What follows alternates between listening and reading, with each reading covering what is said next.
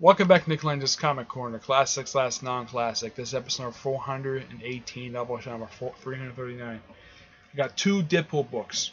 First up, it's Deadpool and the Mercs for Money. This contains Deadpool and the Mercs for Money, issues 6 through 8, second volume of the series, and Deadpool Annual. I think this is supposed to be, let's see, 2 plus 3, that's 5. I think this is like Annual 6 or 7 for Deadpool. Yeah, and these are the last 3 issues of the Deadpool comic book. Deadpool and Mercs Money comic. Well, 3 of the last remaining issues because the series ends with issue 10, but issue 8 is the last issue that Colin Bunn himself does because the last couple issues are done by somebody else. And issue 6 is a standalone issue of this happening. Everybody get their own Deadpool costume. And apparently, Nagasaki TH Warhead did this, and when I reread this, I was kind of like, okay, they featured a character I haven't seen in a while, but I kind of forgot he did show up in this in this series. So, yeah, I think it was the regular issue, wasn't it? I think it was. Let's see. There's actually a particular character who shows up in this series. I think it was this one, wasn't it? I have to look it up here. How was that? Oh yeah, it's I think this is supposed to be Ren. If I can find her. Yeah, Ren Kamamura. Yeah, first time I've seen this character since the Fearless Defender series ended.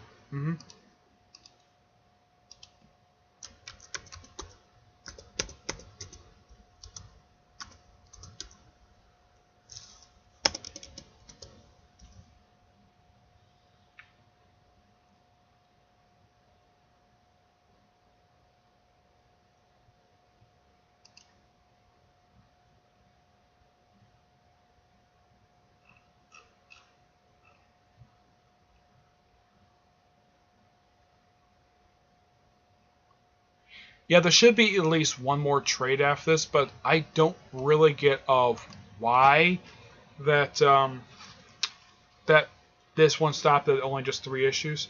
Yeah, I'm trying to think though. Yeah, yeah.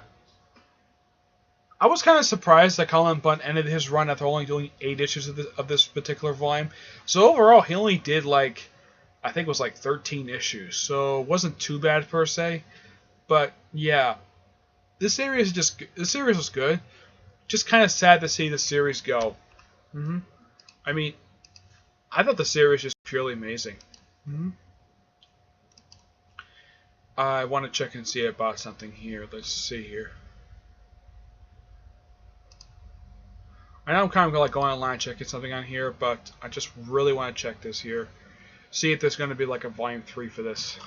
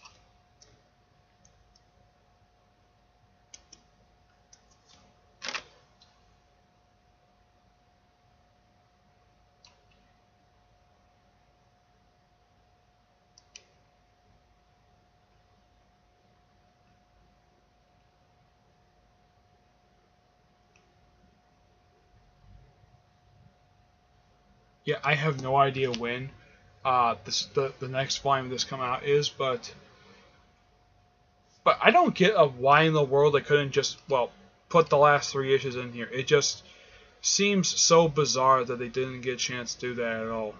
No, they didn't. I'm kind of like, it's not too hard to do it, and yet they chose not to do it.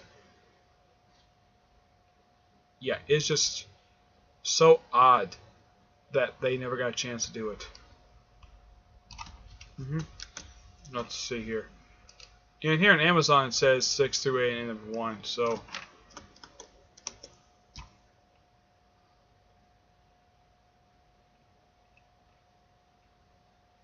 oh, I get it. I think I know where the last two issues going to be collected. It's probably collecting the to that do this part trait, but I kind of get that. That's the reason why they put those issues in here. But yeah, 3 good issues nonetheless. Like I said, first issue is just a standalone issue, and the second and third issue are just tie-ins to Inhumans versus X-Men. The annual is just a couple stories. One of Deadpool on Amazing Spider-Man and Spider-Man's Amazing Friends. The second one, which is called New Flesh, it's just, well, Deadpool working with this goth girl to do whatever. But yeah. But this was a good series.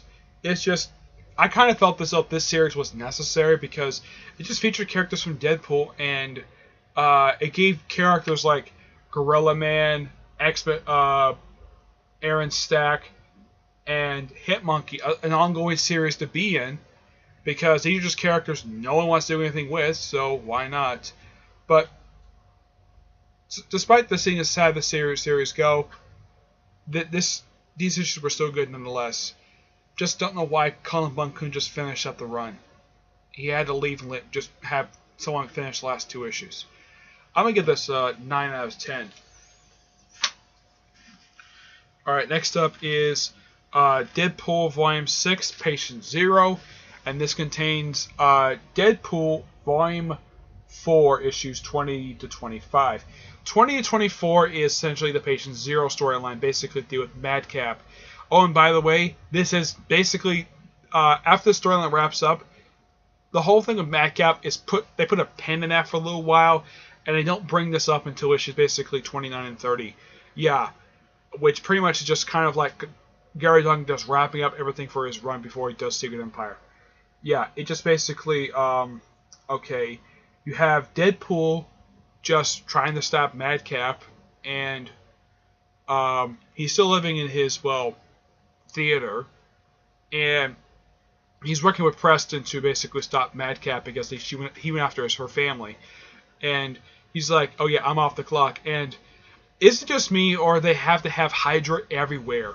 I mean, my God, it is. I don't know if it's a recurring joke from Marvel. They just have to have Hydra show up in almost every single comic book that there is. Heck, I think that before Secret Empire, I think the last time the Hydra showed up in, let's say, Amazing Spider-Man was probably during JMS's run. Yeah, it's been that long since the show Amazing Spider-Man. Deadpool, some have recurring bases. It's like they love using him. But yeah, the issues themselves are really good. The last issue here, issue 25, is just a conclusion to the Deadpool 2099 storyline, which been appearing like ending of every single arc. But after issue 25, it just, well, actually 20 actually is not part of the actual storyline with Madcap. That's just a standalone issue, basically, of Deadpool trying to stop a girl from committing suicide, which is okay. I have nothing against that. I have nothing to say people were trying to commit suicide, because I'm not the best person to talk about that. Okay, but all the issues in here written by Gary Duggan, and the artwork in here, for issues 20 and 22, that's done by Matto Loli, Christian Della. Actually, scratch that. Matto Yelli does all the issues, with Pablo Bellini, who does issue 23. 25 is done by Scott Kublish. Yeah, I think that's how you pronounce the person's name. And really, probably the start of Gary Duggan's one. They have to basically do, oh yeah, start here for Deadpool. No, don't start there for Deadpool. Ignore this. Go to his first appearance with New Mutants 58. Start from the Deadpool Classic Companion, where it collects his early appearances that are not part of the Deadpool miniseries. Start there. There's a lot of Deadpool stuff to read. So if it said, if you see some, like, this is actually from the All New Different Marvel Now reorder, ignore this. Yes, just ignore it. But it's probably start here for, not for Deadpool stuff, just for Gary Duggan's run. Yeah. So basically for his entire run, there are at least 4, this is the 14th trade to collect his run from Deadpool. Yeah, I should point that out. But the storyline itself, Madcap, is actually quite interesting. I'm glad the fact they follow up with it. It took him a little while, but at least that he was able to do other storylines first. My guess is he probably wanted to do this with the previous arc, but he had to do a tie-in to Civil War II because Bendis has to have every single book tied to Civil War II in some way, shape, or form, despite people has plans in the book. So this story, I think, was probably planned. This is just my theory. It was probably planned for the previous issues that came before this one, but because of Civil War II, that was put on hold, and he probably really wanted to do this, but hey, at least that Madcap, the whole thing Madcap, is followed up after Till Death Do Us Part, which is a 6-part crossover spread across 3 books. Yeah. Issues in here are good. I also give this one a 9 out of 10. It's good. Alright, that's it for this episode. Stay tuned for the next episode, which I have 2 DC trades coming up. And so, I will see you there. Bye.